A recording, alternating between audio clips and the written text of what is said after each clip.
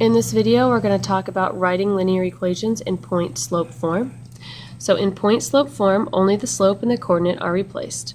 Notice that the signs in front of each coordinate, are negative. Using proper grammar here. Notice that the signs in front of each coordinate are negative, so the values go in as opposites.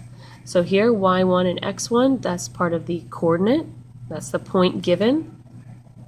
So the coordinate or the point. M is still your slope, and these words are kind of hard to see, so you may want to just trace over them. Did not copy very well. Okay, so example 1, we just replace these pieces with the M and the point. So this is x1 and y1.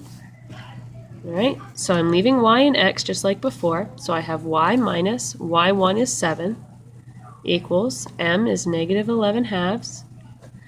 X, we leave as x, minus x1, which would be 2. So it looks just like that. Pretty easy, plugging in the pieces. Right, example number 2, same deal. This is x1 and y1, so I plug in the points. So y minus y1 is negative 3. So y minus a negative 3 is equal to m, which is 1 over 11, times x minus x1 is 13. And we don't like to have double signs in algebra, so minus a negative is the same as plus. So this is what it means, it goes in as opposites. This is opposite of negative 3 becomes a positive 3, and then the rest of it stays the same. So that would be my final answer here. Okay, example number 3, same idea. Y minus y1 is 0 equals 1/7 times x, and then the opposite of negative 10 or minus a negative 10 would give us a positive 10. And that would be our final answer there. Okay, sometimes you have to start in point-slope form, and then they ask you to rearrange this into slope-intercept form. So there's a couple of additional steps here. It says place the given information in point-slope form, and again, point-slope form is y minus y1 equals m times x minus x1. We distribute the slope using distributive property, that would be the m. Remember, distribute means to multiply. We isolate the y, literal equation skills, by adding or subtracting the constant with y, and then we box our final answer. So example number 1, y minus y1, right, x1, y1 is 14, is equal to negative 1/14 times x minus x1 is 9. So our first step is to distribute.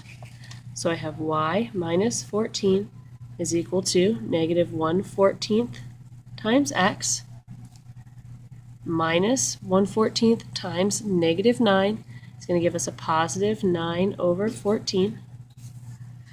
So we have to distribute each piece, and then we isolate y by adding 14 to both sides. So I'm going to add 14 over here, I'm going to add 14 over here, and I'm left with y equals negative 1 over 14x plus, this is going to be 14 and 9/14, but we would appreciate that written in an improper fraction, so we have 14 and 9/14. Okay, so to do that, we do 14 times 14 plus 9. So this is going to be 205 over 14. So 14 times 14 plus 9 all over 14, which gave us 205 over 14. Okay, example number 2, plug in point-slope form first. So y minus x1, y1, so y plus 13, this is x1 and then y1, equals negative 5/8 times x minus a negative 12 is going to be plus 12. Distribute, y plus 13 is equal to negative 5/8 x, and then a negative times a positive is a negative. 5 times 12 is 60 over 8. Okay? So now we have to add 13 to both sides. Or sorry, subtract 13 from both sides. And we're left with y equals negative 5/8 minus, this becomes a little bit trickier here, so I'm going to do a little scrap work over to the side. I have negative 60 over 8 minus 13 over 1. In order to subtract fractions, I have to have a common denominator.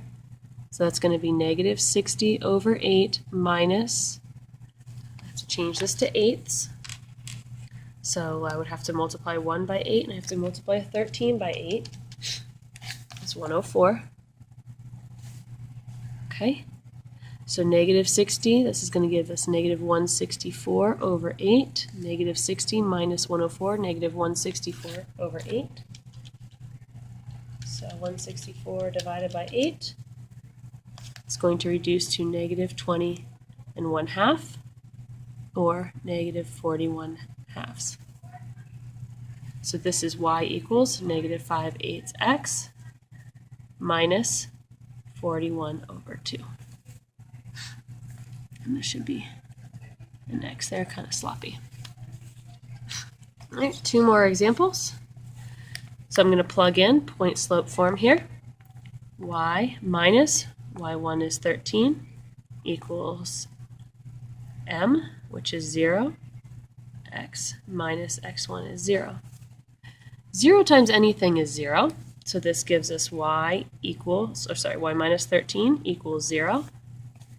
Add 13 to both sides, and I end up with y equals 13, which would be an example of a horizontal line.